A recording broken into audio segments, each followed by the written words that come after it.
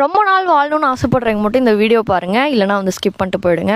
நான் இனிமேல் என்ன முடிவு எடுத்திருக்கேன் அப்படின்னு பார்த்தீங்கன்னா, காலையில் எழுந்திரிச்சு யோகாவுக்கு பதிலாக இந்த மாதிரி காய்கறி தோட்டத்தில் வேலை செய்யலாம் அப்படின்னு. ஏன் திடீர்னு அப்படின்னு கேட்டிங்கன்னா, நான் ரீசெண்டாக ஒரு புக் படித்தேன், இக்கிகைன்னு சொல்லி. அதுக்கப்புறம் ஒரு சீரீஸ் பார்த்துருந்தேன்.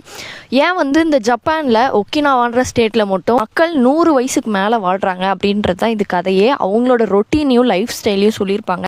முக்கியமாக அவங்கக்கிட்ட இருக்க ஒரு நல்ல விஷயம் என்ன அப்படின்னா, நைட்டு சீக்கிரம் தூங்குறது, காலையில் சீக்கிரம் எழுந்திரிச்சு வெஜிடபிள் கார்டன் வச்சுருக்காங்க, அதில் வந்து வேலை செய்கிறாங்க. அதுக்கப்புறம் அவங்களுக்கு தேவையான ஃபுட்டை அவங்களே உற்பத்தி பண்ணி சாப்பிட்றது, அவ்வளோதான். இப்போது நம்ம சாப்பிட்டுட்டு இருக்கிறதுல முக்கால்வாசி விஷம் தான், எதுவுமே வந்து நல்லது கிடையாது. அதனால் இங்கே ஒரு 5 சென்ட்டில் நான் வந்து காய்கறி போட்டிருக்கேன். எனக்கு போதும் இதுவே. பச்சை நிற காய்கறியில் வந்து செலக்ட் பண்ணி போட்டிருக்கேன், கீரை போட்டிருக்கேன், அவ்வளோதான். ஸோ இதில் நான் தினமும் வந்து என்னோடய கோல் என்ன அப்படின்னா, காய்கறி வந்துட்டு வெளியில் வாங்கவே கூடாது, அவ்வளோதான். ஸோ இங்கே வரதே வந்துட்டு நம்ம வந்து சாப்பிட்ணும். இது நான் கண்டென்ட்காக பண்ணுங்கிற அவசியமே இல்லை. எனக்கு ரொம்ப நாள் வாழணுன்ற ஆசை இருக்குது. அதனால் மட்டும்தான் நான் பண்ணுறேன். நான் பண்ணுறதை ஜஸ்ட் வீடியோ எடுத்து போடுறேன், அவ்வளோதான். ஏன் நீங்கள் பர்கர் சாப்பிட்டு பீட்சா சாப்பிட்டு சீக்கிரம் வந்து செத்து போனாலும் பரவாயில்லன்னு நினைக்கிறீங்களா, இல்லை வந்து உங்களுக்கு இந்த மாதிரி லைஃப் வந்து வேணும்னு நினைக்கிறீங்களான்னு கமெண்ட் பண்ணுங்கள். தேங்க்யூ.